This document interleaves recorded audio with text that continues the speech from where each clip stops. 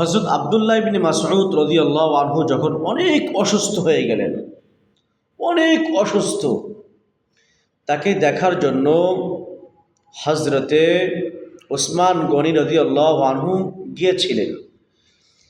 গিয়ে বললেন, আব্দুল্লাহ ইবনে মাসউদ, আপনার জন্য কিছু উপটকন নিয়ে আসছি। যেহেতু আপনার কন্যা সন্তান আছে, তাদের জন্য বরাদ্দ হবে।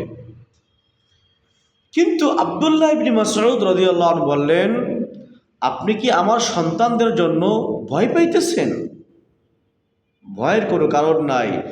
আমি আমার সন্তানদেরকে তাকিয়ে দিয়েছি তারা যেন প্রত্যেক দিন মাগরিবের পরে সূরা ওয়াকিআত তেলাওয়াত করে। সুবহানাল্লাহ।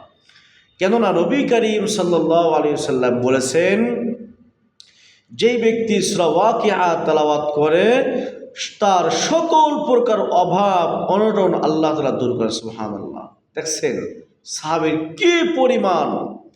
কি পরিমাণ তার বিশ্বাস ছিল যে ওয়াকিআত তেলাওয়াত করতে বলেছি, অভাব আসবে না। আল্লাহু আকবার।